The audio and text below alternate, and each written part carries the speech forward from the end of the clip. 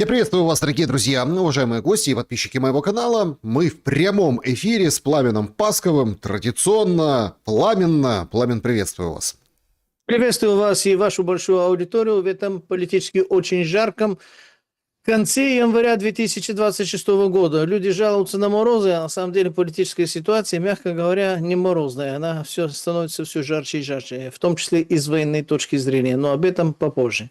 Обязательно все обсудим. И действительно, геополитически сейчас становится, ох, как интересно, уже подготовлены и, судя по всему, заранее продуманы ответы Трампу, ответы европейские, канадские и, собственно, другие. И сейчас вот так вот, если посмотреть, абстрагировавшись на ситуацию, кажется, что у него чуть ли не Путин единственный союзник. Ну, такой, который требует от него, собственно, исполнения того, о чем договорились.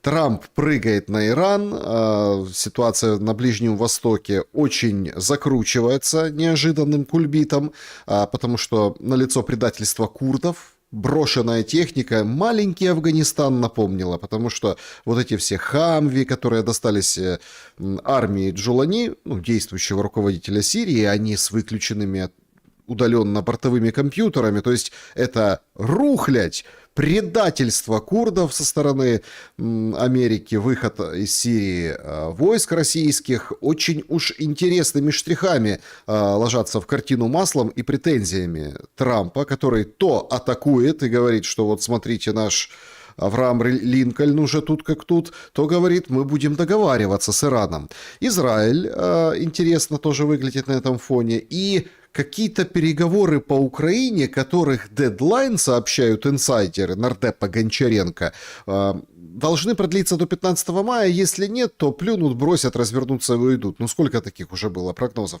В общем, обо всем об этом сегодня поговорим. Друзья, поставьте, пожалуйста, лайк, не забудьте. И, конечно же, всех призываю подписываться и писать свои мысли в комментариях. Заблаговременно, заранее можно оставить свой вопрос в сообществе YouTube, в закрытом клубе зрителей Шелест в Телеграм-канале. Конечно же, чат трансляции подключим, что ни на есть сразу же. И начнем прямо сейчас с опроса сегодняшнего эфира. Вот такой он. Нанесет ли Трамп удар по Ирану? Однозначно, иначе его посчитают слабаком. Нет, и не планировал. Сторгуются. Точечно, для вида, примерно как мы видели вот в этой атаке предыдущей по ядерным объектам, поразили, не поразили, в общем, очень все было мощно, пролетели полмира его, собственно, истребители, и вот такой мощный Трамп, может, даже дискомбамбулятор использует. Еще один вариант – нет. Но Израиль, да, то есть традиционный возврат к истории прокси. В общем, об Иране давайте с этого начнем, потому что кажется, что тут основная загвоздка Трампа превратилась в какой-то военный, интересный, скажем так, специфический сюжет. Потому что выход и заявление о том, что вчера вечером, поздно ночью по нашему времени, говорит, еще больше сил мы собрали, чем для Венесуэлы. Как бы намекая, что аятоллу украдут, Пламен? Или убьют, потому что он им нужен не в коллекционных, скажем так, своих качествах, чтобы там собиратели каких-то аятолл где-то в турмах американских, Гуантанамо-Бэй, что называется, и им нужно действительно поменять режим. Но ответ на ваш опрос, я думаю, первое. Первое, однако, естественно, с нюансами. Что за нюансы? Если этими ударами, естественно, не только Америка будет наносить удары, а и Израиль. То есть это какой-то немножко микс первого и третьего, потому что третий у вас исключает Америку, подключает только Израиль. И те, и другие, и третий, и четвертый, кстати. Они будут бить все. Вопрос в том, что они хотят добиться вот этими ударами. А вот этими ударами, если они хотят добиться смена власти, им это физически невозможно. Смена власти возможна только по хорошо известной технологии boots on the ground, то бишь сапог пехотинца должен быть на месте, и только эта территория подлежит какому-то изменению. А если просто бить, можно наносить огромное количество уронов, ущербов и, скажем так, кинуть Иран в тьму без света, без энергии, без денег и в режиме такой гражданской войны модели 19 века, они это сделать могут. Вопрос в том, а кому это надо? Такое ли им надо? А кто потом этим будет заниматься? Это как? Легче управлять одним Тегераном, либо договариваться с одним Тегераном? Или с одним Тегераном, вторым Белуджистаном, третьим Курдистаном, четвертым Азербайджаном, пятым там и дальше арабские, шиитские там штаты и всякое такое. Смотрим на карту полковника Ралфа Петерса, и, соответственно, вся карта Ирана становится другой. А это уже не совсем Иран. А вот это хаос и беспорядок, и невозможно обеспечить порядок на земле, потому что у них нет пехоты, ни курды их пехота, особенно в свете того, что вы только что намекнули, вернее, даже практически прямиком сказали. У них не может быть пехота Белуджи, у них не могут быть пехоты внешние иранцы, то есть иранская оппозиция. Все те, которые не могут быть пехотой, по той простой причине, что проблема не только в аятол. Если аятол, их много, там, много, что значит много, их не один и не два, там под 10-12, что ли, по-моему, из которых выбирают главного рахбара, то бишь главного аятоллы, который будет верховным предводителем Ирана. Но вопрос в том, что там имеется, во-первых, КСИР, Корпус стражей Исламской революции, которые являются не только, скажем так, какими-то люди в форме, хорошо вооруженные, хорошо оплачиваемые, хорошо замотивированные, хорошо организованные и обученные. У этих ребят есть собственность. У них есть сеть магазинов, у них есть целое производство, у них есть огромное количество, скажем так, часть экономики принадлежит им, они ею занимаются. Поэтому в прошлый раз убили 30 с чем-то, 32, по-моему, под 30-ку, скажем так, генералов КСИРа. Убили их в том числе в спальне, там, со всей семьей и так далее и тому подобное. Ну и что, поменялось что-то чем-то верхушка Ирана? Или поведение Ирана? Или режим Ирана? Нет, ничего не поменялось. Как были готовы лупить по американским базам, так и продолжаются. На мой взгляд, ведь этот удар будет преследовать совершенно другую цель. Цель минимум, скорее всего, это изолировать Китай от дешевого и многого топлива. Вернее, от многого энергоисточника. Сделана операция была с Венесуэлой, не только, скажем так, показательно Мадуру, когда похитили, а потому что уже венесуэльская нефть, тяжелая, битумная, она в китайских и в российских руках попадаться не должна. Если кто-то думает эти правила обходить, вот эти танкеры самым что ни на есть каперско-пиратским образом мы захватываем и больше не возвращаем. А теперь то же самое они могут сделать и с Ираном. Они могут сделать путем захват вот этих иранских танкеров. Они могут сделать это и ударами по 3 акупунктурным сверхневралгическим точкам Ирана, которые хорошо известны и Израилю, и израильскому военному командованию, и американскому военному командованию, и их защитить невозможно. Это остров Харк, который является главным Г-7, там в северной части Персидского залива. Это является порт Бандер-Аббас, где есть гражданский, есть грузовой, промышленный и так далее. Все это тоже цель, которая, пару-тройку налетами, пару-тройку, скажем так, эскадрил можно практически уничтожить на долгие годы. Естественно, все можно потом восстановить, но займет это годы. И это огромная рафинерия, которая является тоже стратегической, потому что их там таких больших немного, вернее, одна. Это в городе Абадане, где-то недалеко от устья уже рек Тигр и Ефрат, которые становятся там под Басрой почти одной рекой, что называется. И это буквально 10-15 километров от Персидского залива. Вот эти 3 точки, рафинерия Абадан, остров Харк и порт Бандер-Аббас, это означает 2 вещи. Первое – отключение Ирана от внешнего мира, потому что без этого порта Бандер-Аббас никакой вход и выход коммерческий большой, имеется в виду действительно морским путем, потому что воздушный путь, естественно, не в счет, там и дорого, там и меньше, и все остальное. Вот это полная изоляция, торговая изоляция. Во-вторых, это уничтожение энергетики Ирана. А энергетика Ирана и так, мягко говоря, переживает не лучшие свои времена. У людей, несмотря на количество газа и нефти, который имеется, режим электричества, света, практически почти как на территории многострадальной Украины. Не так сильно, недалеко от этого. Очень скоро может быть даже и хуже.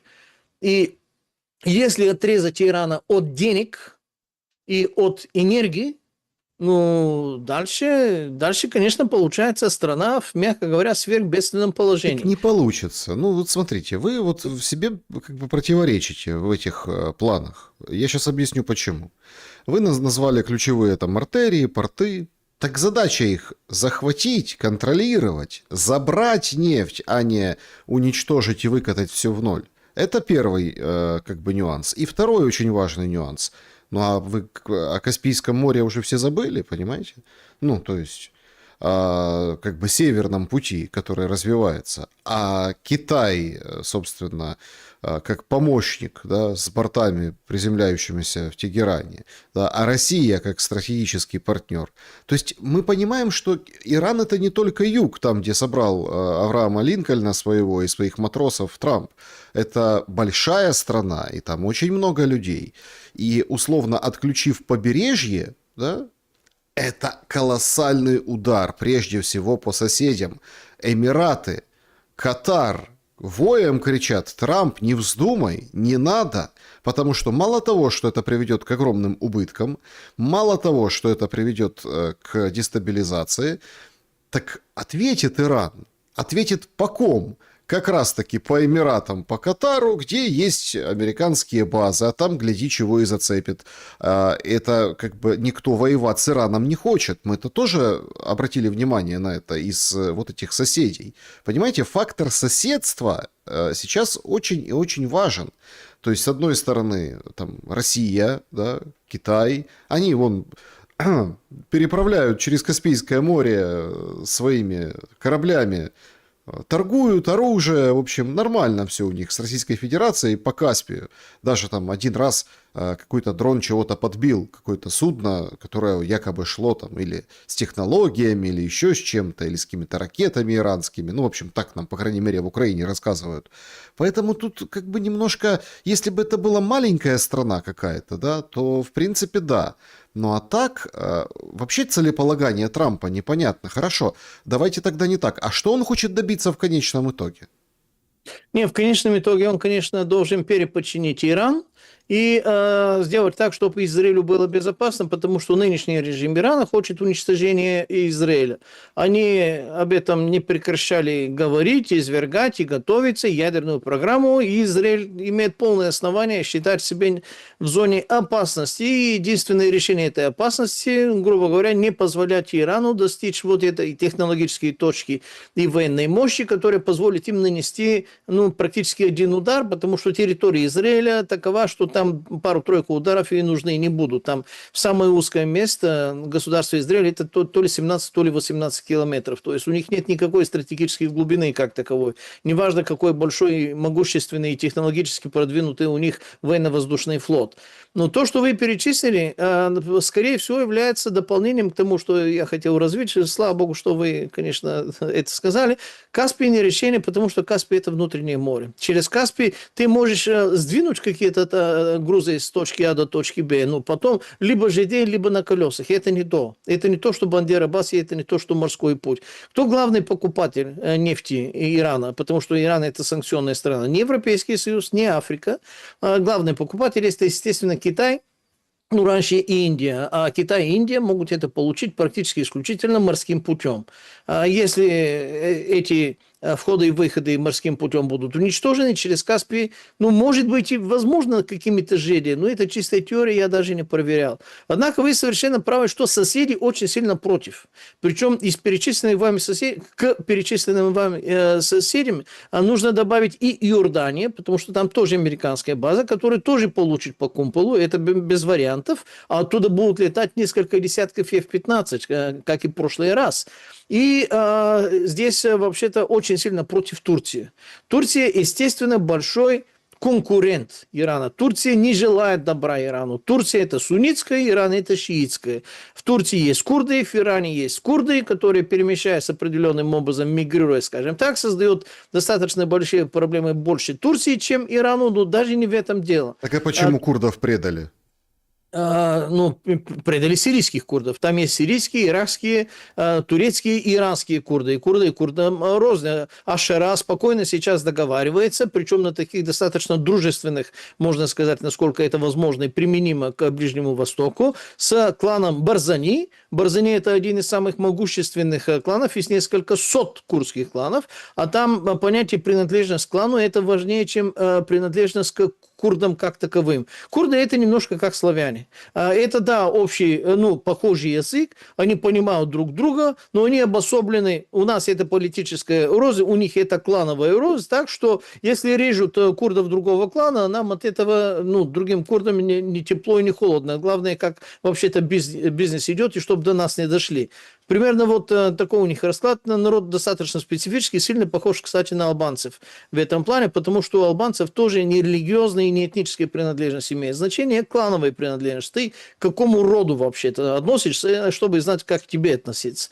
Но суть в другом. Турция очень сильно переживает за то, что если удары по Ирану будут достаточно качественные и успешные, а есть все шансы подозревать, что, по крайней мере, технически это возможно, хлынет волна беженцев, и вы правильно сказали, Иран не маленькая страна, под 90 миллионов, ну, в сторону Турции миллионов 10, я думаю, как минимум, начнут. И если раньше Турция с огромным трудом, это действительно большой напряг для государства, решала вопрос с так называемыми сирийскими беженцами, которые из 22 Сирий, специфические перевалочные пункты в количестве 3 миллионов, из которых, кстати, выходец потом был и Аш-Шара, который сейчас формально является сирийским президентом, то с объемом в 10 миллионов, причем с учетом того, что раньше они разгружали избытки вот этих лжебеженцев, отпуская их бройлерными партиями в сторону Греции, в сторону Европы, в сторону Балкан, чтобы, ну там, идите там в сторону Германии, там, и пусть Германия там дальше с вами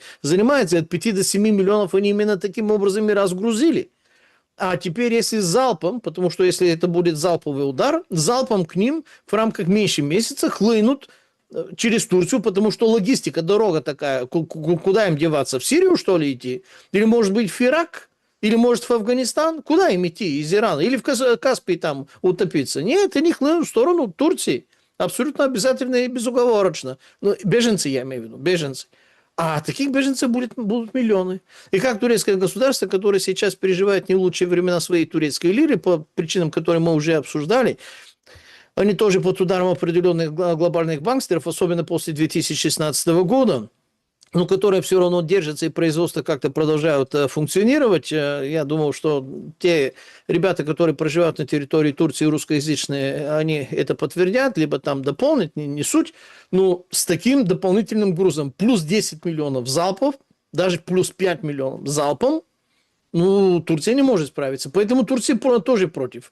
Вопрос в том, Дональд Фредерович Трамп, он сейчас группирует, кстати, до места дислокации Линкольна, 3 дня назад он был с правой, ну, если смотришь на карту, с правой стороны Индустана, сейчас он с левой стороны Индустана. Вчера я смотрел на сводки, что он примерно уже находится в зоне уже оперативного доступа, и в ближайшие пару-тройку дней будет уже в рамках, ну, 100% этого оперативного доступа.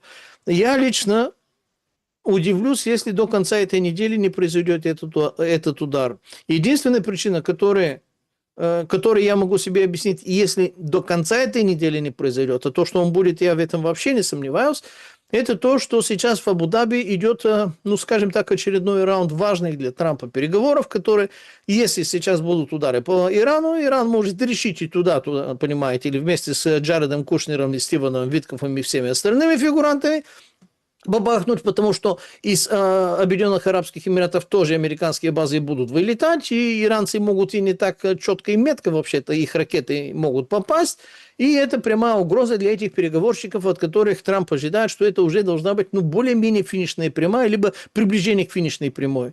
Поэтому, если будет задержка до конца этой недели, последний вот этот очередной, ну, я думаю, что последний или предпоследний раунд переговоров, которые там в Абу-Даби, то задержка будет именно из этих переговоров. Потом он должен бабахнуть, потому что скопление такого огромного количества военно-воздушных, военно-морских и других сил, плюс полная мобилизация Израиля, плюс то, что Рахбар уже в бункере, плюс всего остального, там массу авиационных компаний отказали рейсы в сторону Израиля, даже в сторону Ближнего Востока они уже не летают, Люфтганза там, Суисер и дальше по списку, сейчас они у меня не перед глазами. Это означает, что ждать осталось недолго.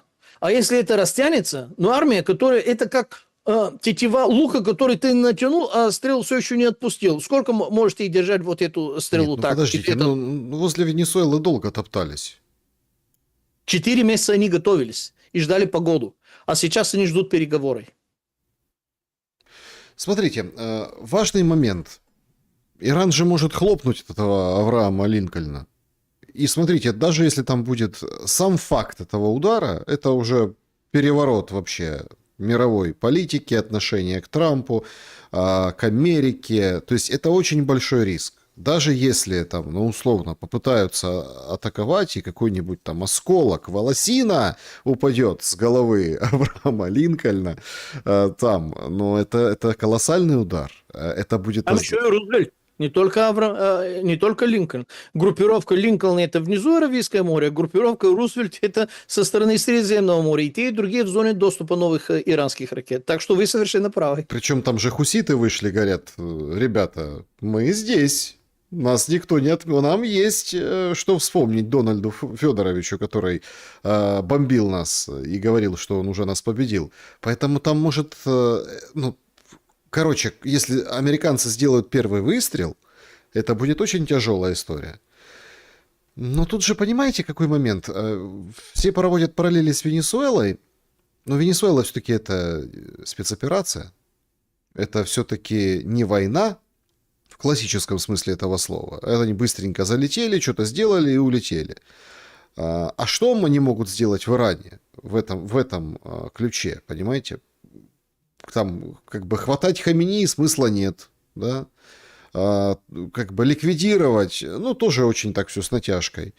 То есть, понимаете, какая-то вот очень патовая и странная ситуация, тем более, что на нее сейчас все смотрят с особым прищуром. Может ли Иран подорвать отношение к незыблемости американской мощи Америки?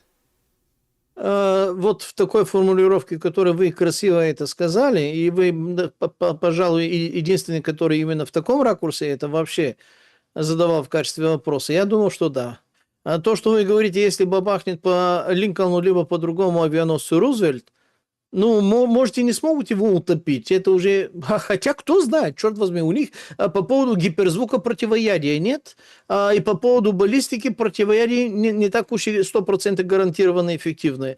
Они перебросили даже системой ТААТ, которые там по космосу, через космос, через, вне пояса атмосферы, что называется, должны все это ловить. Это означает, что они прекрасно дают себе отчет о том, что то, что показал Иран в прошлый раз, в этот раз будет, наверное, еще больше. Потому что у Ирана тогда было 1150 или 1500, я с цифрами немножко не уверен, но более 1000 пусковых установок, которые тогда разбомбили процентов под 40, а потом под финал под 70. Правда, это говорили израильтяне, они, конечно, тоже могут быть немножко, да. Даже если это наполовину правда, Иран за это время могли уже все это восстановить. Количество ракет у них огромное, тысячи, причем разные. Сначала они, конечно, пускают именно те, которые менее технологичные, легкие для сбития, те же самые шахеды, для того, чтобы истощить противоракет ПВО. И как будут израсходованы вот эти ракеты ПВО, которые тоже физически не безграничные, что на авиационных группировках, там все ограничено. Количество самолетов ограничено, количество боеприпасов, количество экипажа, количество подлодок, все это там фиксированная величина. Да, огромные титанические, но фиксированные. А у Ирана большой объем и большая территория. Сильно больше, чем какая-то авиационная группировка, какой-то Израиль, либо какая-то другая авиационная группировка, либо какая-то американская база.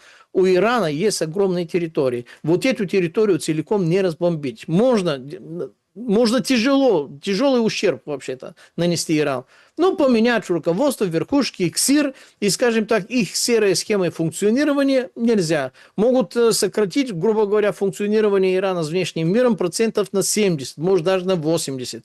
Но Иран и не то видел. В конце концов, это пятитысячная цивилизация, технологии, в том числе нанотехнологии есть, автомобили делают добротные, скоро самолеты будут делать добротными, то есть у них дроны тоже, в конце концов, изменили достаточно сильно ход войны между Россией и Украиной. Так что Иран, как бы его тяжело не ранили, они его не ликвидируют, они не поменяют эту политическую верхушку. Поэтому надо ставить себе цели более реалистические. Когда я сказал, что, на мой взгляд, единственная реалистическая цель – это отрезать Китай от энергоисточников Венесуэлы, Ирана и до встречи с Си Цзиньпином и с Россией, потому им продолжают ловить российские танкера, так называемого теневого флота, и прижимать единственные два большие, скажем так, порта, откуда все эти танкера заправляются и чешут по Мировому океану, это услуга слева от Санкт-Петербурга и порт Новороссийск, и Черное и Балтийское море, это почти внутренние ведра, которые легко контролируются другими странами, не только Российской Федерацией.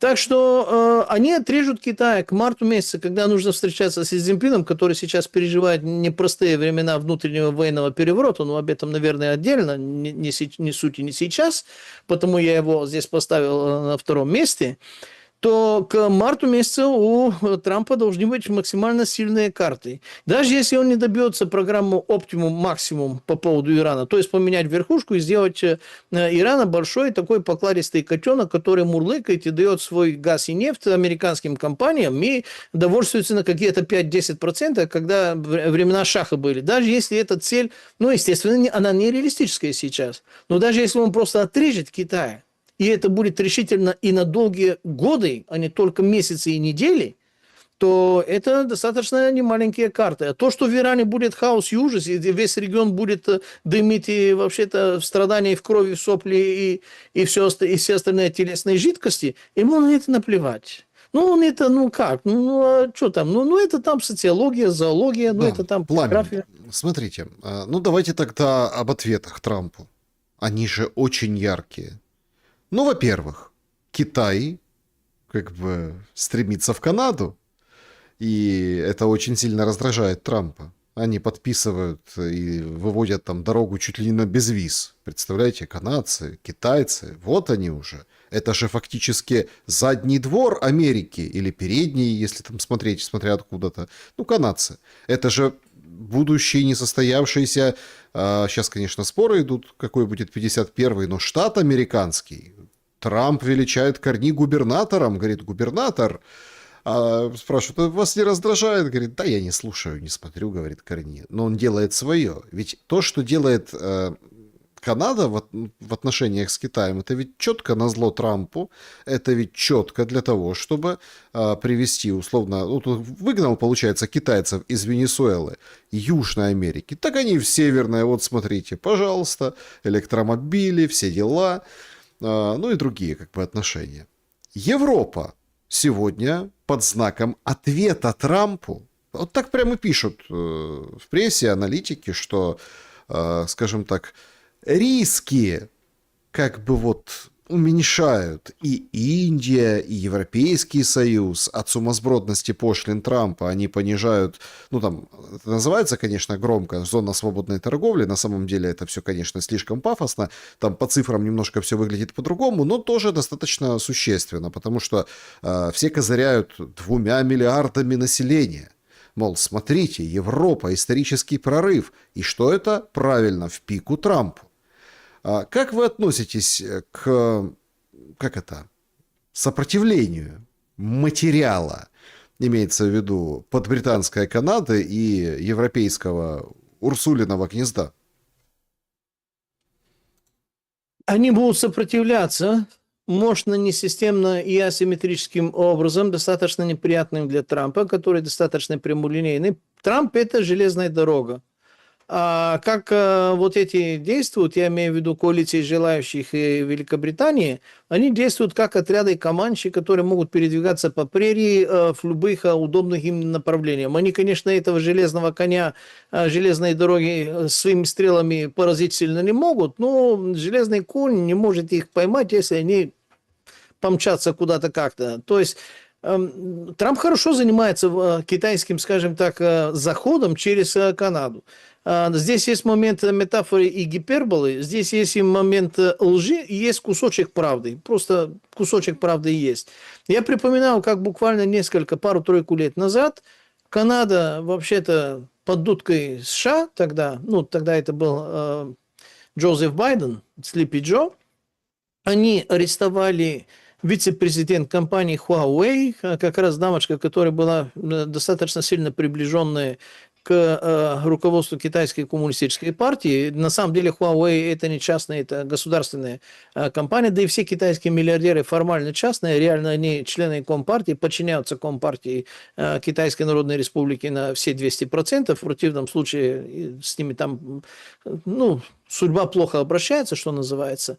А потом им пришлось не просто извиниться, но откатиться назад. То есть у них есть определенные сложности в отношениях с Китаем, в том числе и по поводу ТикТока. Была такая волна, когда ТикТок изначально запретили в Великобританию, потом в Австралию, потом в Канаде. Все это Великая Британия, так, на минуточку.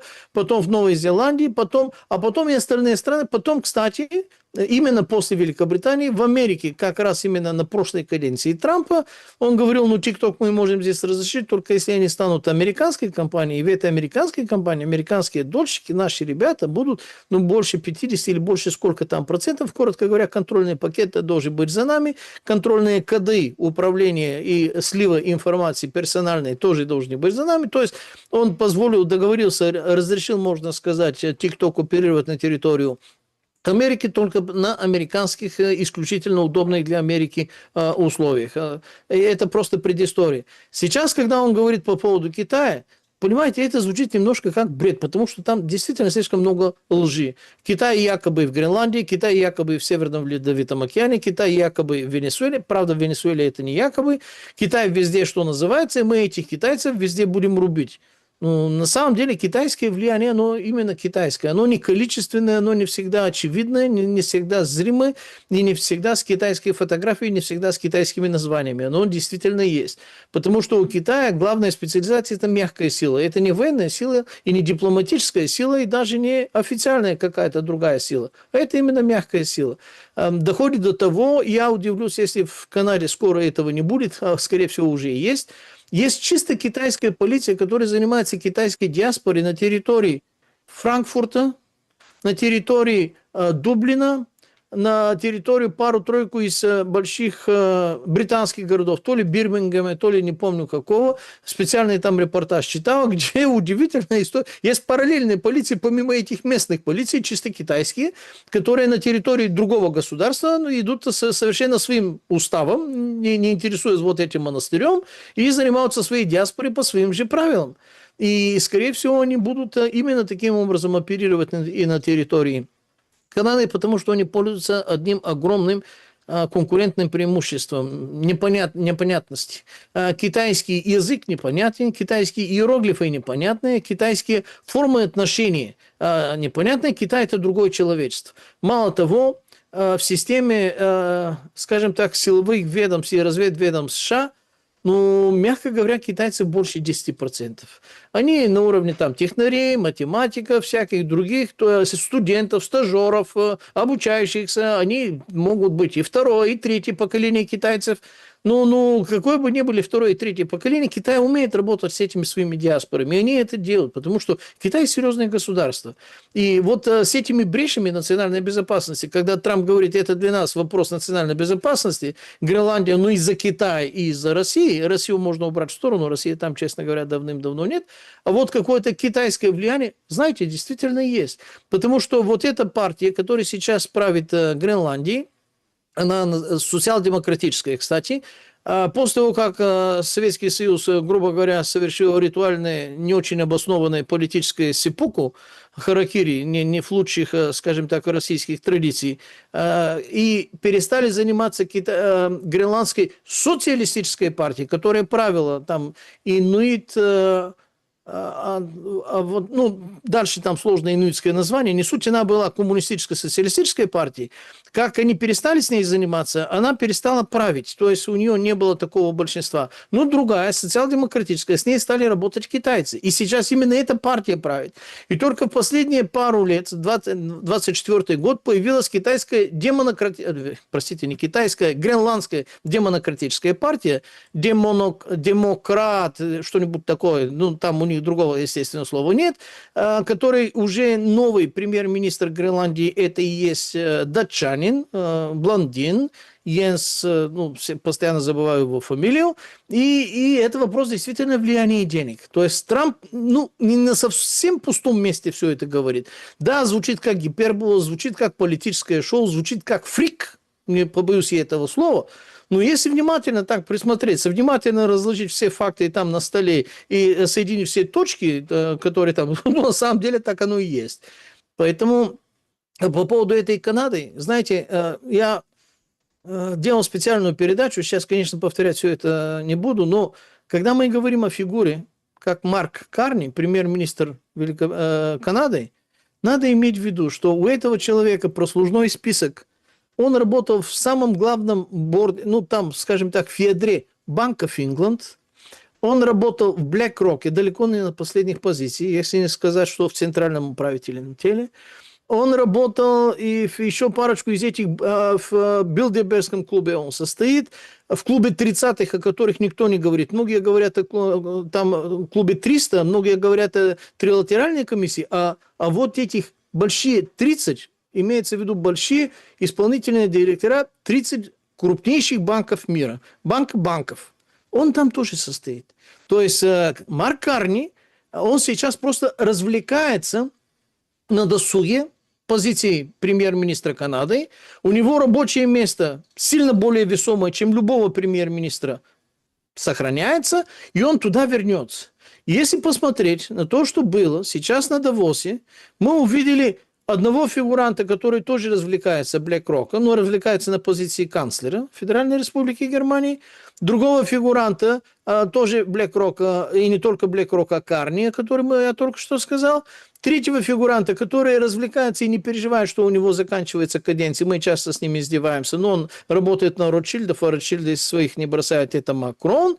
И если посмотреть так на вот этот Давос, ну, там вроде бы об экономике никто и ничего не говорил. Там, там нужно было всё говорить об Украине, а говорили о каком-то совете мира, говорили о какой-то Гренландии. Нет, это не какой-то совет мира. Смотрите, там все немножко сложнее. Сейчас вот сообщили, Все что, сложнее.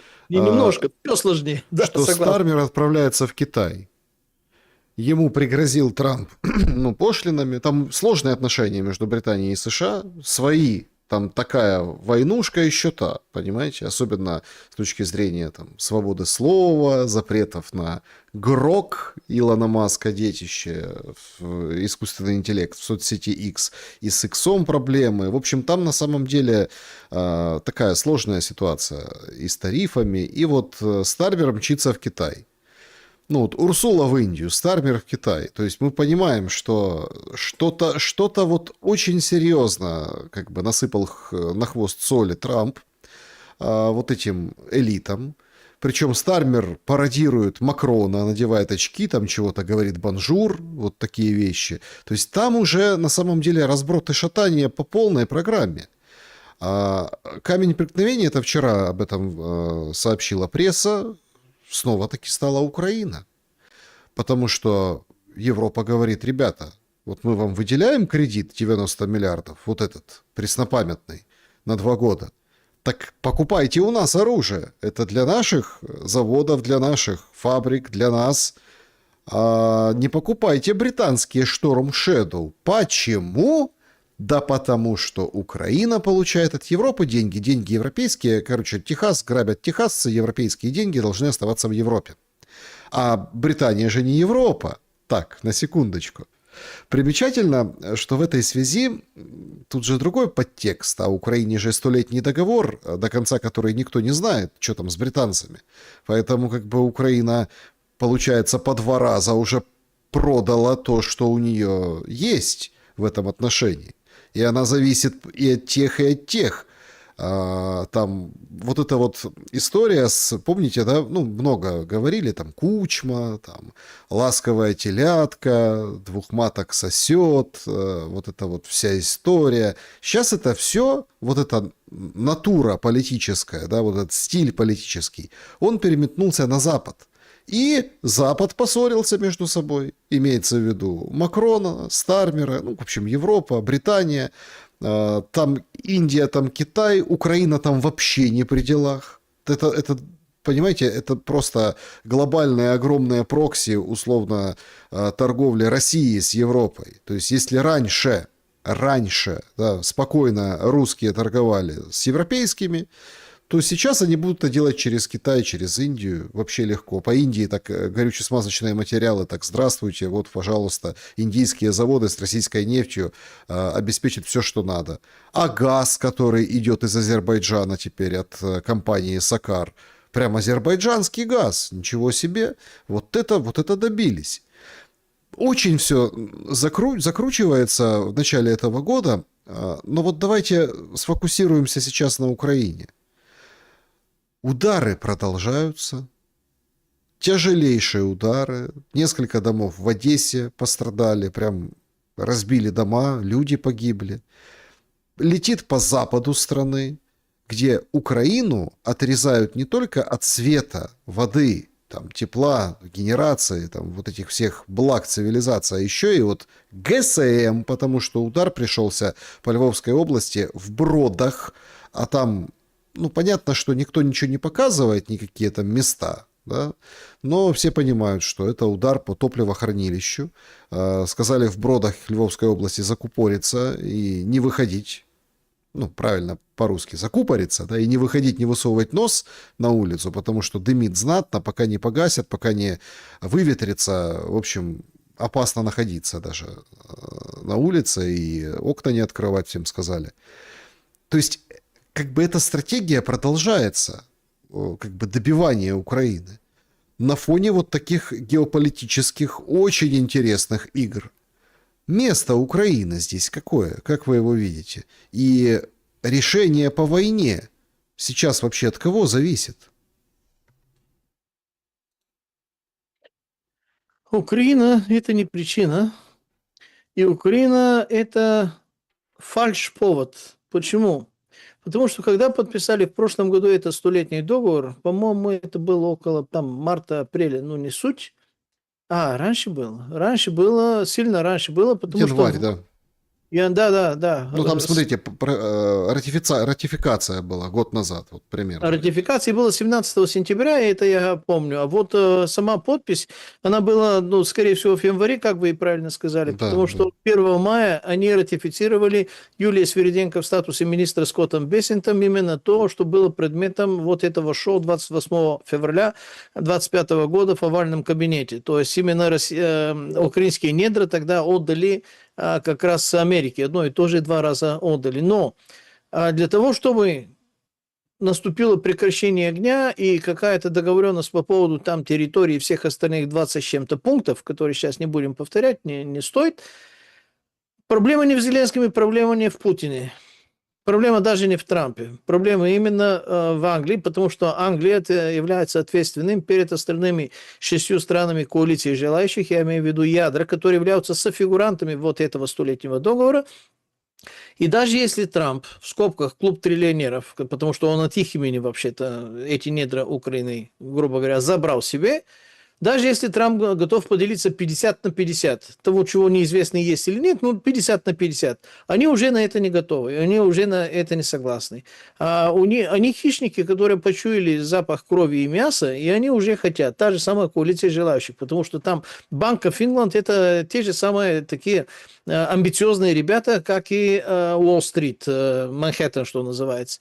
Они хотят не только 50% Трамп, чтобы поделился Украиной, и российскими, и российско-арктическими недрами, которые Путин уже ему обещал. И Путин действительно уже, ну, когда вы говорите, вот эти жестокие, не просто жесткие, жестокие удары по Украине, они происходят именно потому, что у Путина тоже времени нет, времени в обрез. Некогда. Ему понятно, что скоро придет момент, когда нужно остановиться. И то, что ты сделал, это и есть, потому что срочно нужно снятие санкций. Вы правильно сказали, там Индия предоставит любые горюче-смазочные переработанные материалы с наваром, с переработкой, с добавленной стоимостью на базе российской органики. Только эта российская органика должна добраться до этой Индии, до этого Китая. Индия это покупает не в порту новороссийском, и не в порту услуга. Индия это покупает в российских, то есть в индийских портах. А все труднее, все сложнее становится, чтобы эти танкера туда добрались. Уже задумываться, как обеспечить их военную, скажем так, безопасность, потому что, ну, буквально вчера, чуть ли не в Ла-Манше, хорошо, что там оказались, ну, неизвестно по каким, или предположительно по каким причинам, какие-то российские военные фрегаты, которые обеспечили какую-то безопасность какого-то танкера, которые британцы попытались тоже таким же каперско-пиратским образом перехватить. Тоже российский танкер с российскими флагами, с российской идентификацией в международных водах, а не в британских территориальных водах, что называется, и даже не в исключительных экономических зонах. Это три разные понятия. В первое, ты можешь делать, что хочешь, в экономической ты можешь только ты исключительно ловить рыбу и заниматься какими-то промыслами, но в международных водах никто не должен ничего тебе говорить. Они это не попытались. И вот благодаря этой российской военной силе, которая там была продемонстрирована, готовность к военным действиям, там как корабли обмениваются определенными военными любезностями и демонстрациями, британцы в последний момент решили все-таки не дожимать и отказаться от этого. А так в Ла-Манше мы сейчас сегодня, наверное, обсуждали бы что-то другое, более военное, более совершившееся. Так что у России возможность экспортировать это добро обычным образом и продавать, и получать внешние притоки денег за счет экспорта сокращаются, затрудняются, удорожаются. Ну, нужно обеспечивать военную безопасность. Это означает удорожение. Они и так продают эту органику на 45% из среднерыночной стоимости, что называется. А потом все это удорожается. Итак, в России добыча вот этой органики стоит по себестоимости дороже из-за суровых условий, из-за больших дистанций, из-за большой изношенности всей этой инфраструктуры, компрессорных станций, труб и всего остального. Если к этому сейчас добавить и вот эти расходы, ну это уже экономический коллапс недалеко. Придется уже по-другому. И они не сильно в курсе, что по-другому, потому что за эти 35 лет они научились жить только на базе труб. Что нефтяных, что газовых, ну, трубы решат все. Такое трубное мышление, понимаете ли. Коммерсанты такие, торгаши, они не воины, они государственники, они не дипломаты, они не градостроители. Они вот такие, они даже не промышленники. Они даже в армию не были никогда, те, которые около Путина. Поэтому у него ситуация такова, что он готов на любые условия и унижение со стороны Трампа. И поэтому он сразу прибежал и сказал, а вот 1 миллиард, причем из тех, которые вы у нас арестовали. Слушайте, Александр, вы человек молодой, но я помню времена Советского Союза. Вы понимаете, что во времена Советского Союза это было не просто невозможно. Это было настолько немыслимо, что даже в разделе ненаучной фантастики не могло бы появиться ни в каком виде. Даже на уровне юмора. Это было невозможно подумать. Не то, что сказать в качестве формы юмора. А сейчас, ну, так вот а так. Что, в чем, смотрите, ну так, а что грозит России? Ну, еще раз, что экономика России. Не, смотрите, давайте, подождите. Нет, давайте не так.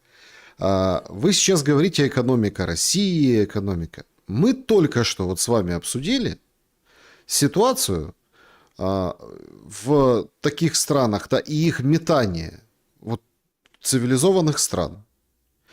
Не от хорошей жизни Урсула едет к моде, а вынуждена.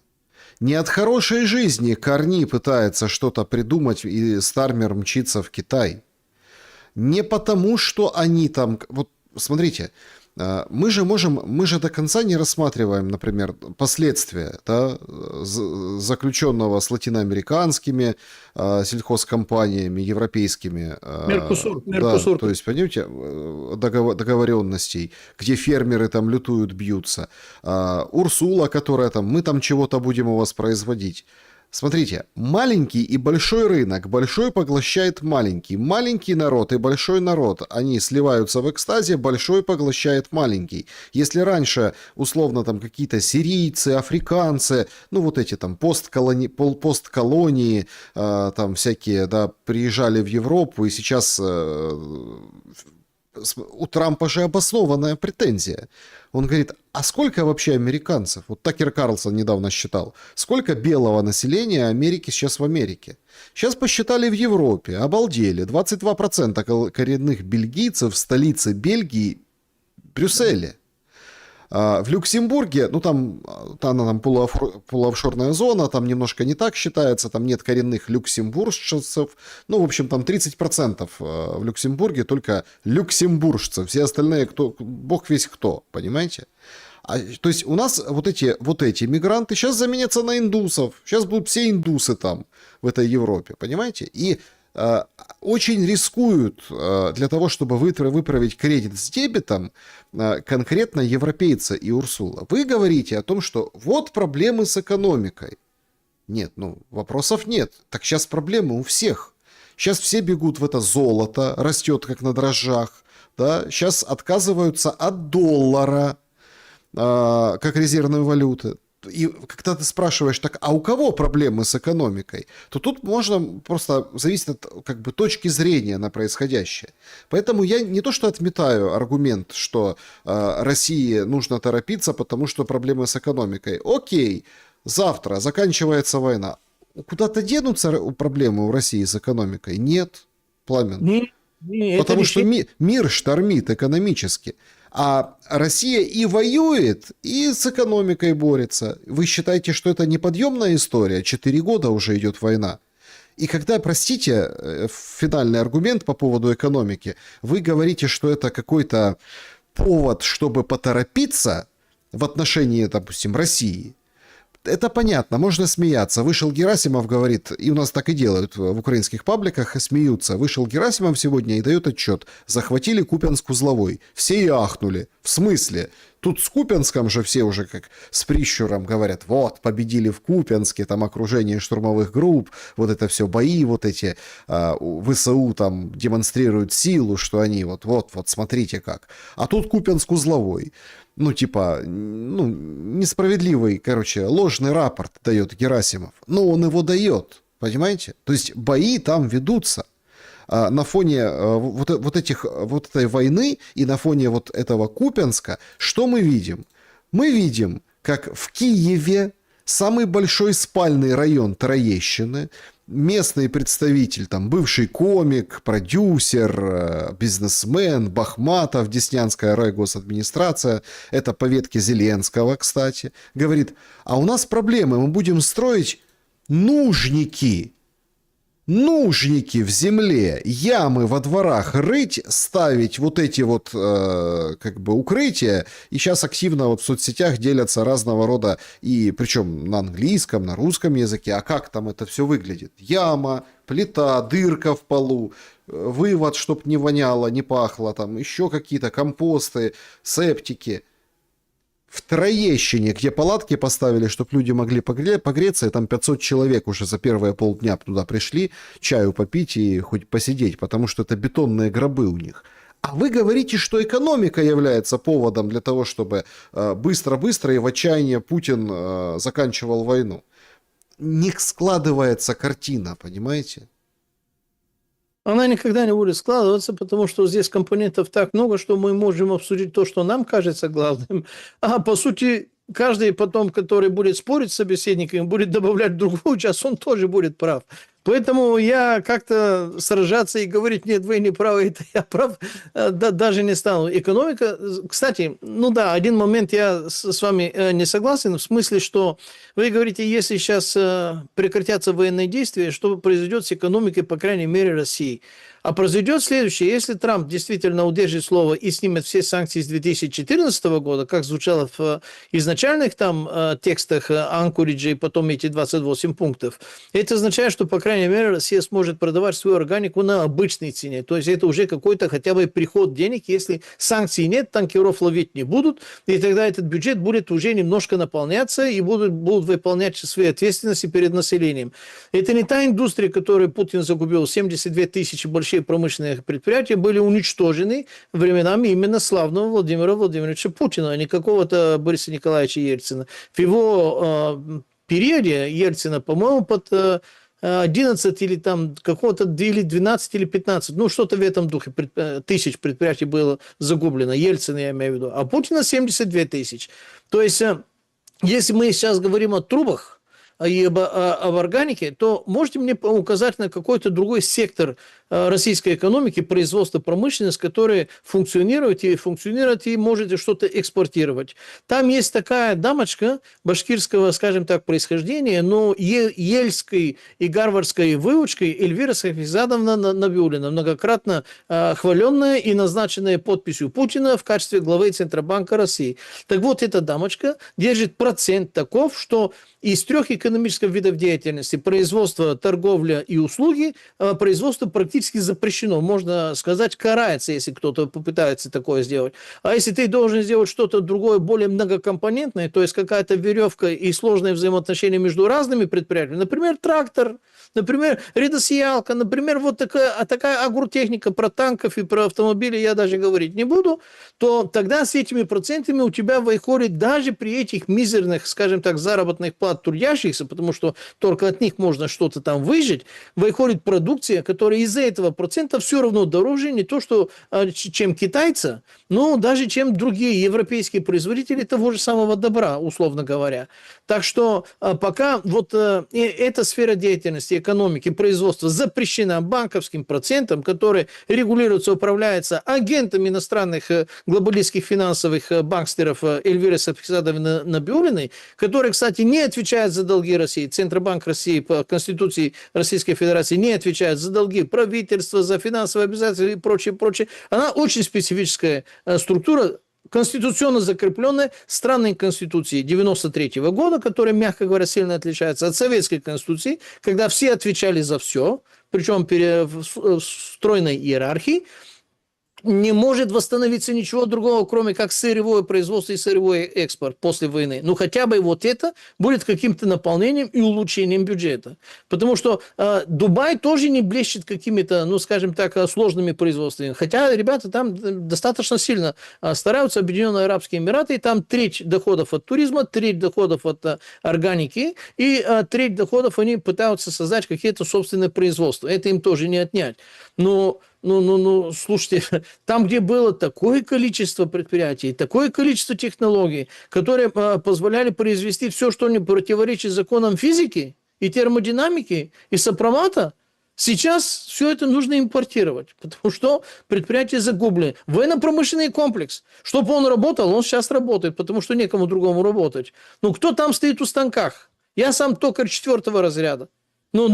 Все эти техникумы, или как по-русски там называется, ПТУ, по-моему, все это закрыто, 15 тысяч ПТУ закрыто, они не работают, никто не выпускает токарей, слесарей и всех остальных ребят, которые должны у этих станках работать. Там работают люди 55+, потому что других просто нет. Это вы сейчас это все про Россию. Военно-промышленный комплекс Это вы России. про Россию, да? Да, про Россию. Там я хорошо знаю. Я думаю, что на территории многострадальной Украины картина практически аналогичная. Более того, с дополнительным усложнением отсутствия скажем так, подачи, энергогенерации. Ну, там война действительно ужесточает вот эту картину и приумножает ее в несколько раз хуже, естественно. Но еще раз, Украина не является яблокой раздора, не является камнем преткновения. Это только фальш-повод для этих европейцев. Они хотят уже не только полнедра Украины, они хотят полнедра России и российской Арктики. И пока левый берег Темзы не договорится с Трампом, и, вернее, пока левый берег Темзы, то бишь лондонская Сити, не договорится с Манхэттеном, то бишь с Уолл-стритом, там у них разные, скажем так, спикеры. С одной стороны Трамп, с другой стороны там, естественно, может быть Букингемский дворец, может быть Даунинг-стрит 10, неважно, кто там находится. А эти ребята, они только фигуранты-переговорщики. Еще раз, Карни сильно важнее, чем Трамп. И эти 30 мировые банкиры, они сильно важнее, чем любого Трампа, любого президента Америки, потому что сам Трамп является подопечным несколько из этих клубов триллионеров, которые состоят именно в этом клубе 30. Ну, не будем сейчас конспирологию, потому что все висит у них на их сайтах, все публично. Ну, смотрите, Карни уже отполз. Только что Bloomberg сообщил о том, что сделал заявление премьер Канады о том, что мы не планируем с Китаем зону свободной торговли. Ну, видимо, поступил сигнал откуда надо, да, и уже не планируют. Не, это мы просто там вот договорились, электромобильчики, там такое, все такое, в общем. Трамп, это не то, что ты подумал, это ничего не значит, у меня с Си Цзиньпином ничего не было. В общем, вот такая сейчас пошла риторика от Карни. Но все-таки, простите, пожалуйста, вы вот когда вот это все, понимаете, когда вот вы говорите о том, что сейчас загибается Россия, сейчас загнется. Не только Россия. Нет, только смотрите, Россия. Вы понимаете, это тошно слушать, украинцу тошно слушать, которому предлагают на Троещине в туалет на улице ходить. Очко. Понимаете, ну как, да, а к 11 туз, понимаете, очко, да. Понимаете, и вот это предлагают, что решение, вот тебе палатка, вот согрейся, вот.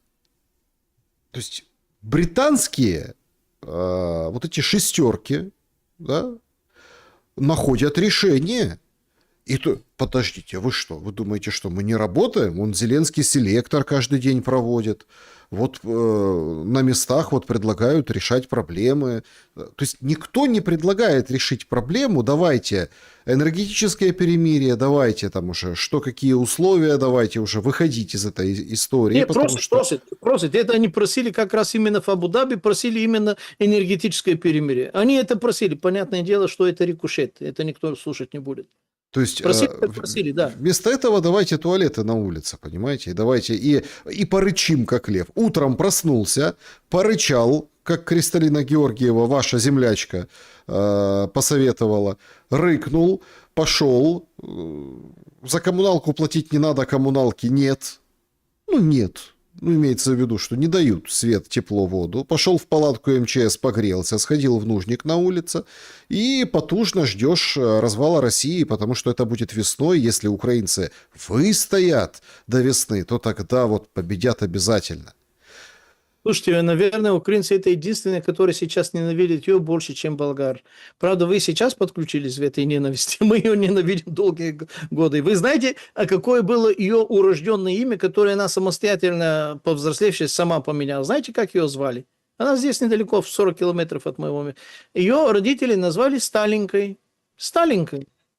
Потому что ребята были... Есть такое имя, Сталинина было модное. И Доздраперма была. Доздраперма, Сталинина, да.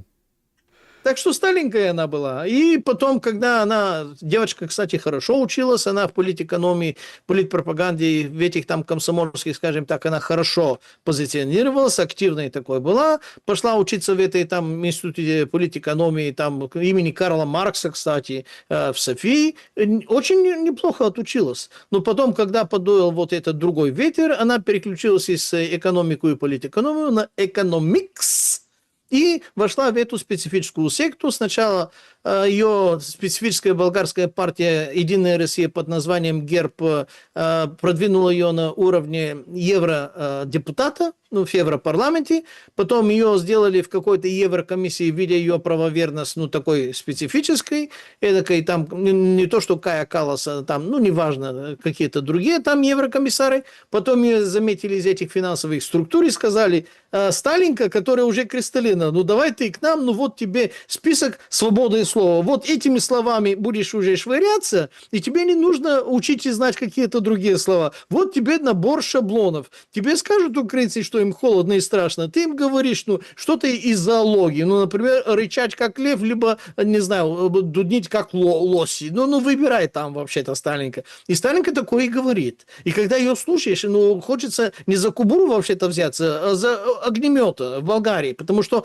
она нам рекомендовала, что в Болгарии, это вы сейчас это услышали, она нам рекомендовала, чтобы болгары относились более приветственно к этим, как это самое, мигрантам времен Сирийской войны, потому что они молодые, энергичные и бойкие, они улучшат наш генофонд. Представляете? Мы порекомендовали забрать у себя дома сколько хочет из этих там молодых и удобрять свой собственный генофонд, сколько влезет там, куда влезет у нее. Ну и пока не покажет личный пример, чтобы она нам такое вообще-то не советовала.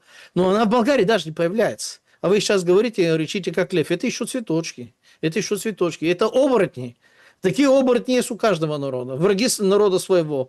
Антиукраинцы украинского происхождения, антирусофобы российского происхождения, и антиболгары, и антилюди болгарского происхождения. Такие есть, к сожалению. И вот как раз их и выдвигают, заметьте. Идет качественная обратная селекция. Самые большие выродки и негодяи народа своего, они их выстреливают в условиях колоний по верхам, для того, чтобы нас учить, как рычать по утрам, если нам не сильно тепло. Вот так.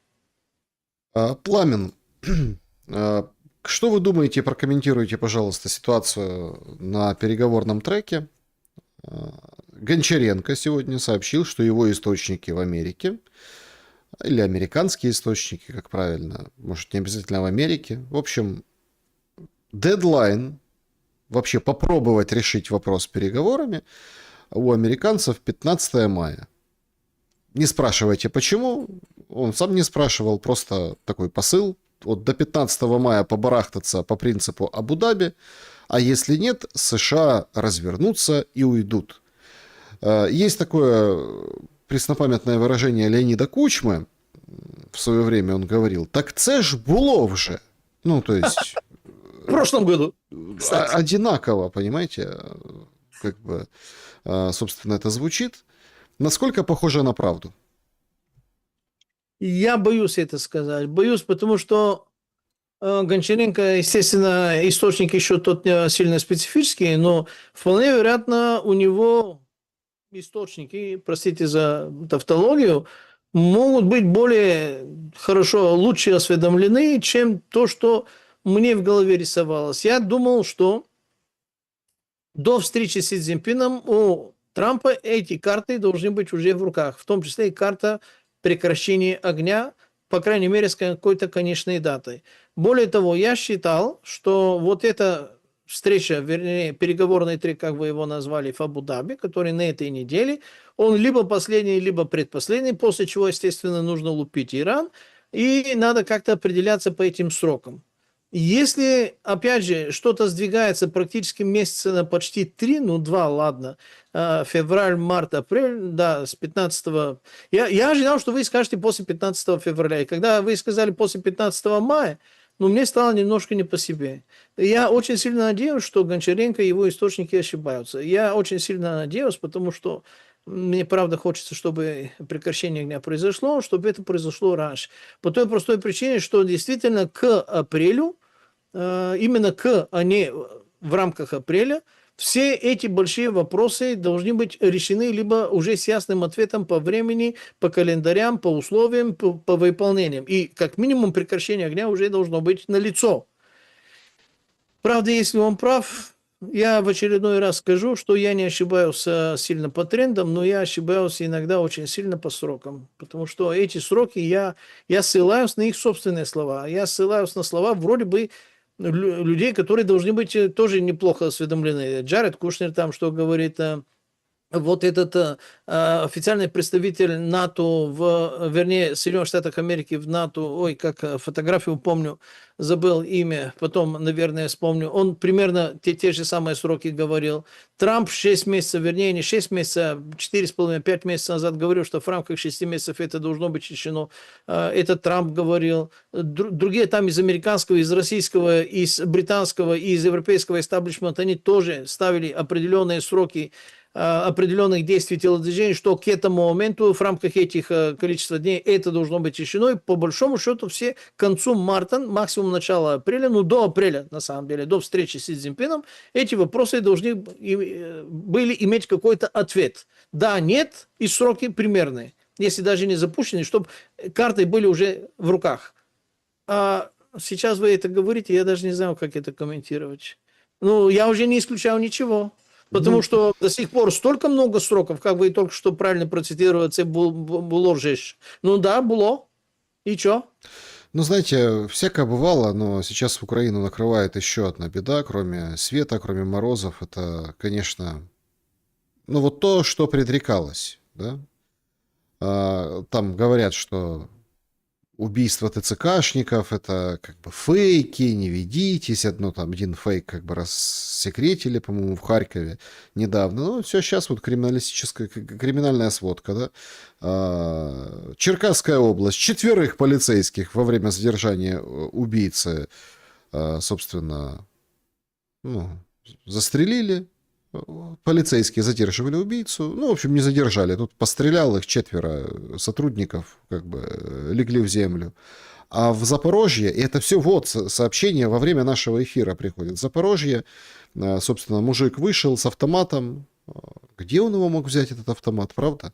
4 человек пострелял и потом застрелился сам. То есть абсолютный идет Запорожье, фронтовой город. Вчера было сообщение, что к нему приблизились на расстояние вытянутого FPV кулака. То есть крыша едет, понимаете, на фоне этих всех отключений и всего остального. Поэтому ситуация в Украине оставляет желать лучшего, и ну, хоть бы справиться во время того, когда война закончится, да, хоть бы с миром справиться, а война просто доводит еще еще большего иступления и ну, очень тяжелой, как И бы. это будет очень длинное эхо после этого. Даже если можно вспомнить синдром афганцев, коих было по сегодняшним меркам уже мизерное количество, несколько десятки тысяч человек. А здесь по многие сотни тысяч и с той, и с другой стороны фронта. Если вернуться домой, причем не после какого-то Афгана, а после именно вот этой войны, которая вообще-то аналогов нет и непонятно, что с душами и с мозгами людей вообще-то уже творится. Вернее, понятно, что все уже непонятно и что все ужасно, ничего хорошего там нет. От этого человека уже ожидать быть нормальным гражданином можно только после серьезной работы психологами и психотерапевтами, причем, наверное, на долгие годы, а не на долгие месяцы. Я не знаю, а такого количества, естественно, нет. Подготовленных таких нет. И эти люди в эволюции будут жить и решать свои жизненные проблемы и вопросы обычным уже для них образом. Курок короткий, легко нажимается, и дело привычное, как сигарету прикурить. И нас много, пусть попробуют полицейские с нами разобраться. Это мы их научим, с кем и как надо разбираться. Вот примерно вот такая картина будет и в Украине, и в России. Да, друзья, значит, подводим итоги нашего сегодняшнего вопроса. Они такие. Нанесет ли Трамп удар по Ирану? 15% нет, но Израиль будет бить, и с Израилем как бы переключат туда на прокси. 22% однозначно, иначе Трампа посчитают слабаком. 23% нет, он и не планировал. Это элемент торга, и в конечном итоге сторгуются. Ну и 40% считают, что точечно да, как бы для вида, возможно, по каким-то людям, возможно, по каким-то объектам. Так вот это, ну, в общем, такая будет атака на полшишечки. Ну, вот такие итоги у нас сегодня получились. Смотрим, да, за новостями, за событиями, следим за всем происходящим и, собственно, делаем выводы. И спасибо большое, что приняли участие в нашем сегодняшнем опросе.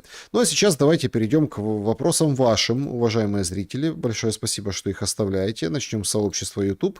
Пламен, вопросов достаточно, поэтому, пожалуйста, режим Блиц. Александр, свежий анекдот. Грузин, татарин и человек с русской фамилией заходят в бар в Мар-а-Лаго, чтобы представить интересы Украины. Как, на ваш взгляд, должен закончиться этот анекдот, чтобы не было грустно, а хотя бы немного смешно? Пьянкой, чтобы было смешно хотя бы. Это да. Грузин-татарин, человек с русской фамилией. Это наша делегацию, да, Александр так подколол. Спасибо за этот вопрос. Петр Пламен. Все говорят, в Абу-Даби ни о чем не договорились. А вы заметили, что после него Россия как-то прикрутила свои атаки на энергетику Украины?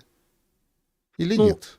во-первых, я не заметил, чтобы она прекратила или прикрутила, но с другой стороны, я не разделяю мнение, что они ни о чем. Я считаю, что как раз именно они очень подробно проходят по всем этим пунктам, где-то со скрипами, визгами, где-то с успехом, где-то с небольшим успехом. Но я уверен, что продвижение по этому списку Генерального соглашения прекращения огня, работа ведется и конец приближается. Насколько далек либо близок этот край, я сейчас сказать не могу.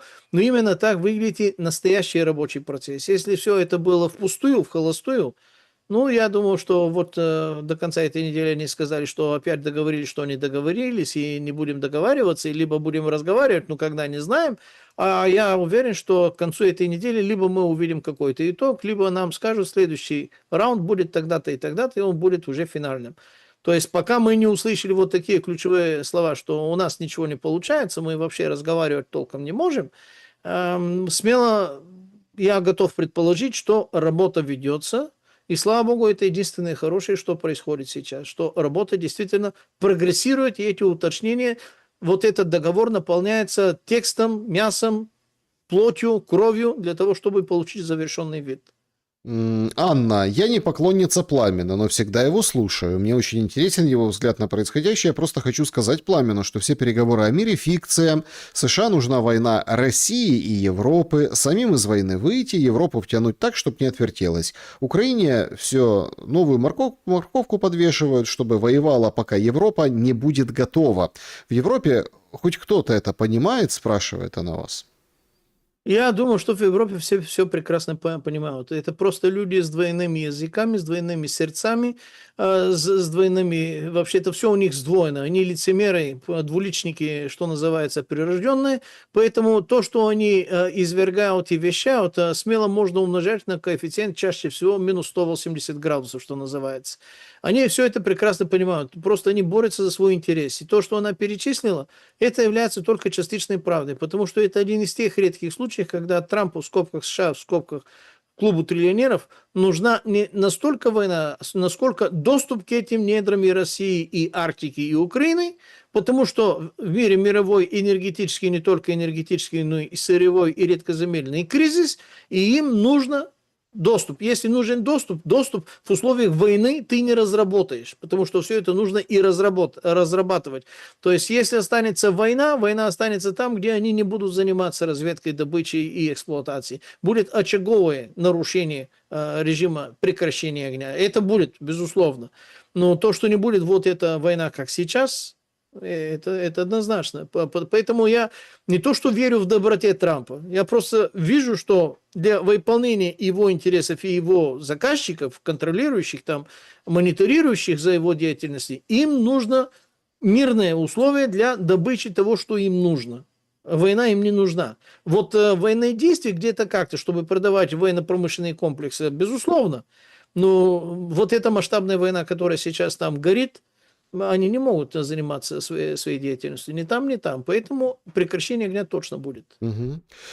Всем людям доброй воли пламенный привет из Дальнего Востока. Вопрос Пламену. Как он оценивает факты, что Болгария в обоих мировых войнах выступала со стороны агрессоров, нападавших на Российскую империю, СССР, и только во второй половине Великой Отечественной войны болгары выставили некоторое подразделение в помощь Красной Армии. С уважением, Дальневосточник, пишет. Ну, некоторые подразделения, это была первая болгарская армия в количестве 167 тысяч штыков 19 октября 1944 года, полтора месяца после того, как в Болгарии произошло практически партизанское коммунистическое восстание, правда, с помощью Третьего Украинского фронта, которые пересекли реку Дунай 5 сентября, то есть еще раз полтора месяца до этого.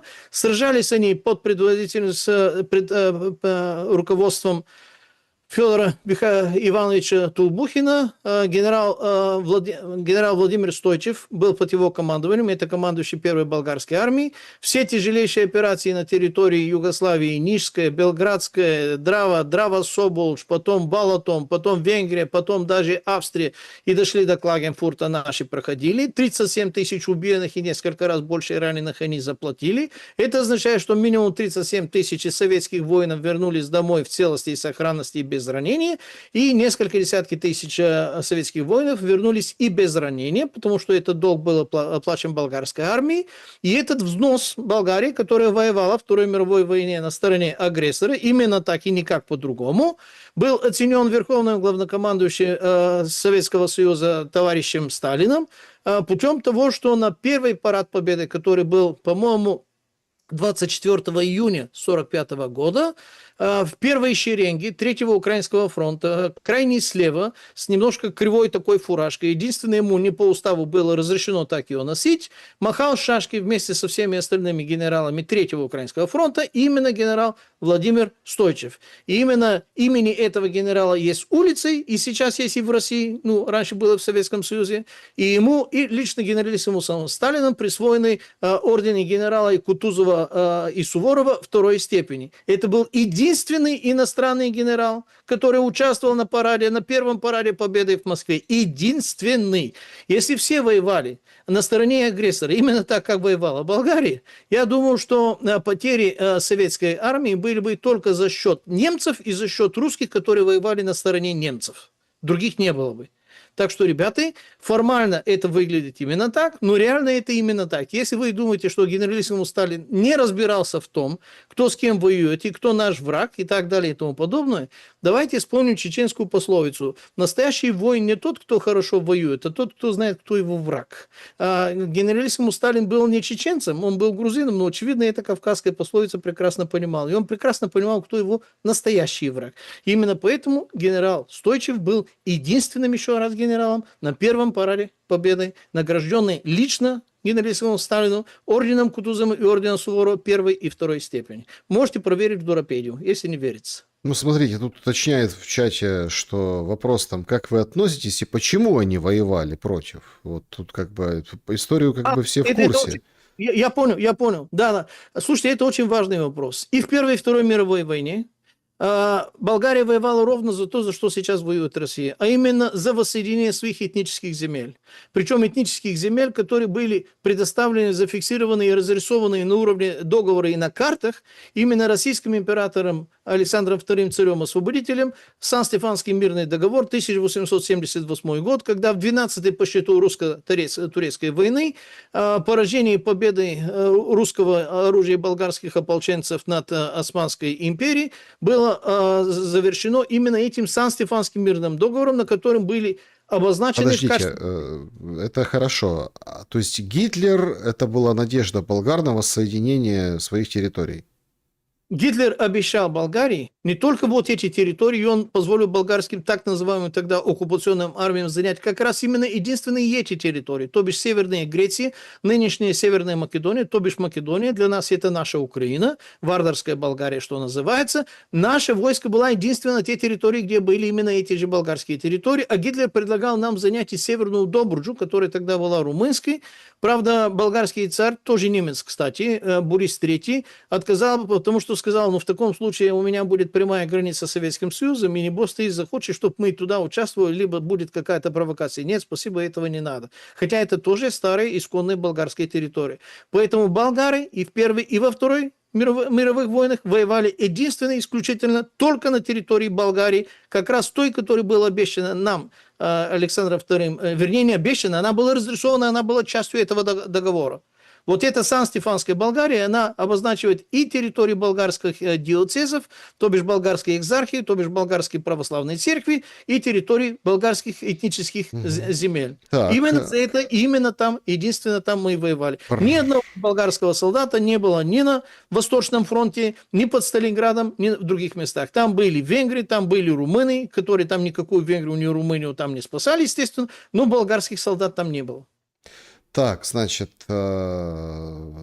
вопрос для Если есть более Пламена. колкие вопросы, давайте более колкие, не вопрос. Смотрите, вот из сообщества. Скажите, если провести среди всех обладателей паспортов Луганской и Донецкой областей, независимо от их местонахождения, онлайн-регистрацию какую-нибудь, независимо от места пребывания, Европа, Украина, Западная, Восточная, Израиль, Россия, хоть Альфа Центавра, под наблюдением международных организаций, ООН, ПАСЕ и так далее, Совета мира, Китая, искусственных всяких интеллектов, Илонов, Масков и прочее. И провести в таком режиме, возможно, онлайн референдум сугубо среди обладателей Луганской и Донецкой прописки. Это решит проблему территорий. Ведь даже в нежелательном сценарии голосования за Россию это снимает с Зеленского ответственность и делает из него не капитулянта, а демократа, слугу народа, который подчиняется воле главного источника власти и никогда не сможет его упрекнуть ни в чем. Как думаете, был подобный сценарий на столе? Если это невозможно, то почему? Постскриптум. Спасибо, Пламен, всегда с удовольствием вас слушаем. Я думаю, это невозможно, потому что уже никому не нужен никакой референдум, который сказал бы правду. Референдумы уже проводились, по-моему, 11 мая 2014 года. Они достаточно ясно и четко показали, что эти люди хотели и как они относились к этим процессам, которые потом стали называть Майдан незалежности, интересная незалежность, там, или не гидности, там какой-то там революция гидности, что называется. Так что проводить сейчас референдум в условиях вот этих перечисленных и с технологическими средствами, предложенные вопросом, я думаю, что, во-первых, никто делать не будет, во-вторых, никто не будет считаться с этими результатами, потому что обеспечить достоверность и прозрачность вот этого действия сейчас будет невозможно, раз. И, во-вторых, никому нет в целях, я имею в виду с западной стороны, либо там с других, увидеть еще раз примерно то же самое, пусть не с такими же яркими процентами, что было и в 2014 году. Я вам так скажу, Gallup International 2011 год проводили исследование территорий, вроде бы мирной тогда Украины. Вопрос состоял в том, какой первый язык для ежедневного общения вы предпочитаете в первую очередь. 86%, в том числе и самые западные районы Украины, тогда указали на русский язык. Все. Дальше все от лукавого. Угу. Так, значит, чат трансляции сюда переходим. Почему Зеленский наехал на шпица Лукашенко? Честно говоря, я не в курсе. Это я пропустил. Вы имеете в виду собачку? Да, он вышел в Вильнюсе и говорит... в общем, сейчас идет массированная такая отработка Зеленским темы Беларуси. Он встретился в Вильнюсе с Тихановской. Он в речах постоянно и в Давосе, и в Вильнюсе говорит, что вот не получилось у болгарского народа, сильным мира всего плевать, не поддержали протесты, теперь Орешник смотрит на Европу с территории Беларуси. В общем, Беларусь атакует чуть ли там не Украину. Имеется в виду, что их там операторы дронов сидят на территории Беларуси и, в общем, корректируют удары, и оттуда там чуть ли не запускает, такого не говорил, но, в общем, участвует в налетах по Украине. И даже материал вышел в западной прессе о том, что это все даже связано с Ермаком. Вот был Ермак, они слали подальше вот этих оппозиционеров всех белорусских, потому что не видели перспективы по Лукашенко и отработки по Лукашенко. Видели угрозу, потому что если Лукашенко включится конкретно в боевые действия, в войну тем или иным образом, может быть, не прямо воевать, чтобы Беларусь воевала, а вот в помощь России конкретную на земле, по границам, это усугубит положение Украины, но потом как-то, видимо, Ермак ушел, такое предположение делают в прессе, что и, в общем, решили, немножко пошатать Лукашенко. И по поводу шпица там было в речи, что у народа Беларуси меньше прав, чем у шпица Лукашенко Умка, его так кличка. Тот, который лаял, когда Лукашенко на крещение окунался в прорубь, и он часто его берет с собой и на военные, и на гражданские мероприятия. Образ диктатора подчеркивается животным, что, мол, не такой он грозный диктатор. Это так выписывают политтехнологи, тоже объясняя стратегию появления вот этого маленького белого шпица. Зачем Зеленскому сейчас рыпаться на Беларусь, как вы думаете?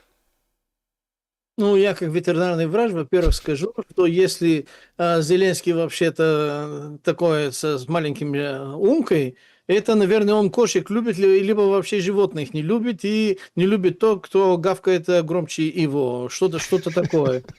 Так что других рациональных, разумных причин, особенно если Умка на него не кидался, не нападал и штаны не раздирал острыми клыками маленькими своими, я другого рационального объяснения поведения Владимира Катора Александровича, честно говоря, не вижу. А зачем Зеленскому рыпаться на Беларусь? Ну, во-первых, расшифровать поведение и слова Зеленского уже надо иметь и другие специалисты, кроме нашей с вами квалификации. Нужны и дополнительные специалисты, и других таких медицинских специальностей. Во-вторых, там может быть какое-то рациональное зерно, потому что я продолжаю считать, что если кто-то действительно хотел бы закончить эту войну со стороны Кремля и перестал бы считаться вот этими ограничениями, которые перед уважаемыми партнерами на берегу славного Женевского озера, скорее всего, Владимир, который Владимирович принял на себя в разговоре, в переговорах с Джозефом Байденом, и неизвестно, почему все еще их соблюдает, с территории самой западной части Беларуси, которая контачит с Украиной, можно запустить достаточно качественные военно-технические средства, которые перережут линию снабжения от Жешува в сторону Львова и по Житомирской трассе так, чтобы ничего из Западной Европы больше не поступало к линии фронта. Соответственно, таким образом не нужно погружать всю страну и все цивильное население в холод, в мрак, в ужас, в то, что мы сегодня обсуждали, и можно получить конец войны совершенно обозримым, прогнозируемым образом в рамках пару, максимум 3 месяцев, потому что все, что у них есть, они простреляют, сожрут, там сухие пайки и все остальное, и дальше будет некуда, дальше будут, естественно, сдаваться, потому что они враги сами себе, и они как нормальные люди, как увидят вот эту безвыходность, они именно это и будут делать. Таким образом будет сэкономлено сотни тысяч человеческих жизней и с той, и с другой стороны, и страдания десятки миллионов людей на территории Украины тоже будет сэкономлено.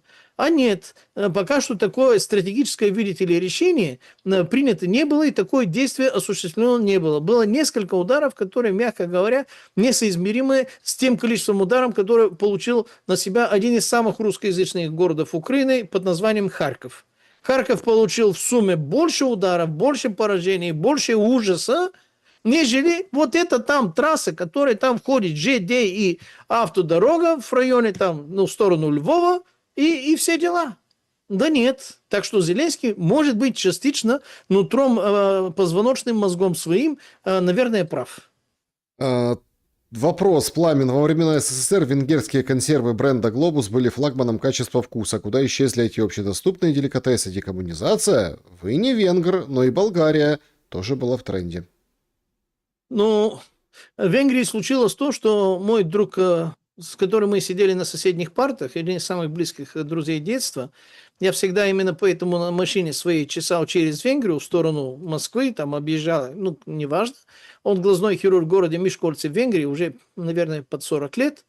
И когда мы с ним гуляем, там он мне показывает район, там предприятия, я постоянно задаю политические, производственные, промышленные, такие общие вопросы. И наконец-то он вздохнул, показал мне в магазин и сказал: ну, видишь, немцы все-таки выиграли Вторую мировую войну, наконец, потому что здесь все уже немецкое. Завод Bosch здесь немецкий, завод по поводу этих лампочек здесь немецкий, завод по поводу соков или других там жусов, или неважно что, здесь немецкий, и товары, в том числе и продуктовые в магазинах у нас на 70+, а то и порой на 80+, немецко-австрийские. Так что они уже то, что работает и живет, и производит, и занимается какой-то промышленно-производственной деятельностью на территории Венгрии, это уже немецкое. Так что мы, уж извините, но если не колония, вот так, назовите как хотите. Оксана, включение Беларуси в войну автоматически вдохнет жизнь в поддержку Украины от Европы? Если нет, зачем это все? А куда уж больше. То, что можно вдохнуть, либо выдохнуть, либо крикнуть, либо визжать и пищать со стороны Европы, они уже на все децибелы. Больше дальше некуда. Присоединится ли здесь Беларусь, Армения, Китай или Северная Корея, децибелы от этого не изменятся. Они и так на максимум. Так что лучше, чтобы как-то приблизить вот этот конец, для того, чтобы страдание закончилось. Лучше... как это самое, ужас, не ужас без конца, а конец ужаса. Ну, что-то в этом духе. Если еще раз перережут линию снабжения, о чем Герасимов и весь генеральный штаб прекрасно знают, я уверен, десятки, если не сотни раз предлагали вот этому гениальному, величайшему геополитику всех времен, народов и галактик, геополитическому великому шахматисту, вообще-то мастера, как это самое, многоходовочек и глубоких и других широких планов Путина. Если хоть раз он на это согласился, ну вот, мы другое обсуждали. Мы обсуждали бы что-то другое, более позитивное. Вопрос об истории. Был ли Александр Македонский болгарином? Я вам так скажу. Греки пытаются приписать себе Александра Македонского, и это естественно, потому что это великая такая зачетная фигура. Город, откуда его отец Филипп Пела, это Белица. Это болгарский город. То есть греки не могут написать Бела, они пишут Мпела, поэтому остался фоналог именно таким сокращенным названием. Есть, кстати, город Бяла и Бела в Болгарии, в том числе. Но когда Александр Македонский собирался перед битвой, перед Персеполисом, по-моему, он разговаривал с своими македонскими генералами на македонском языке для того, чтобы его греческие генералы его не понимали. У него была на то задумка, то есть в хрониках и фаналах вот эта техническая особенность была отражена. Так что если он был бы греком, что бы ему не разговаривать со всеми по-гречески для того, чтобы его понимали и македонские, и греческие, без проблем. А нет, он разговаривал с своими македонскими генералами на македонском языке. И у них была одна задача, а у других была другая задача. Да, друзья, всем большое спасибо, что побывали в нашем сегодняшнем прямом эфире. Спасибо большое, что говорите с нами, общаетесь в чате, в комментариях на понятном языке. Пламен, спасибо за время и мысли. Братья и сестры, дамы и господа, товарищи, друзья, не друзья, случайно или специально попавшие на наши каналы, боты и троллы, вы тоже люди, мы к вам тоже по-доброму. Выключите, пожалуйста, телевизоры, включите мозги, и все у вас приложится. Всего вам доброго, будьте с нами, продолжение обязательно следует через неделю. Друзья, берегите себя, мое традиционное добра и света. Увидимся.